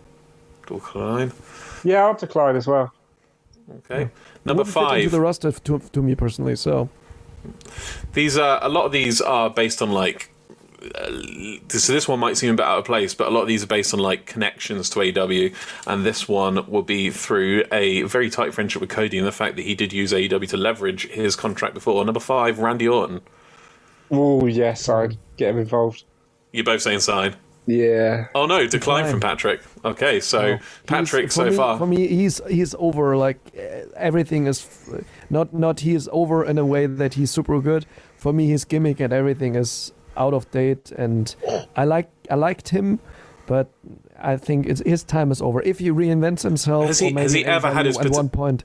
Has he ever shown his full potential in WWE though? Because that guy, No, I don't think so. I don't think so. And plus the name that's value. the point where I would say now decline. But if he would come to AEW and would show something completely different, then I'll be completely up for it. But at the point now, it's decline because the two wrestlers where I said signed are, for me, right now better. So Patrick so far has Aleister Black and Cesaro on his signing card. Jack has Cesaro and Randy Orton. With 5 to go, so you're doing quite well. Number 6, Jay White. Oh, side. Get him involved. Side. Yeah. Yeah, right. I mean, I'm really interested to see what he has to say about the Bullet Club shirts being worn. Yeah. Right, you know, I'm really, if he shows up at some point on AEW, or it'd probably be AEW, not Impact, I will fill my pants from both ends. I'd flip. I would flip. Yeah, me too. I'll be screaming and jumping around in the living room. That'd be insane. Number 7, Dragon Lee. I'll decline. Sure. Decline. This one's probably going to be an easy decline. Number 8, Roosh. I don't think Jack knows who he is, but No, decline. former Ring of Honor champion. Yeah, I tried to slip Ring of Honor ones in there, but we were always going to decline them. Okay, I think that means you can both. I think you've both earned the last 2 as free signings then, because you only signed 3 people each, I believe. Have you? Yeah. Yeah. Okay, so this means these 2 automatic signings for you. You get your reward for holding on. Number 9, Jeff Cobb coming to AEW, yeah. and number 10, Ricochet. Oh, we'll take Yes, it. We'll please. take it. Yes, please. Sign. Ricochet was the award at number 10. He signed a new contract, or why his contract. Did he sign a new contract? No, he didn't. I don't know if he signed a new one. It was said that it was running out, but Dave Meltzer actually then said no, it's running until 2024 or so. The way they're misusing him. Completely. And even I have to say, even at NXT, it wasn't used properly because he was pushed way too quick to the main event. We know that he's capable of. That he actually doesn't need NXT to be a great superstar for the main roster, but he would be placed way better in NXT than on the current WWE product. As Adam Cole says, it is the main roster. Yeah. Right. So that just about wraps up W.A.N.K. episode 3. It's been a ride so far, and that's not including our special episodes, our award show, which you can check out now. It's been a ride so far, right, guys? It's been very, fun. very nice. I know. Got a little handful of listeners. Know what's wrong with them, but we appreciate your patronage. And we'll catch you next week. Whoever you are, wherever you hear us from, thank you very much. Thank you. Appreciate it. We appreciate you. On that note, goodbye and good night. Bye-bye. Mwah.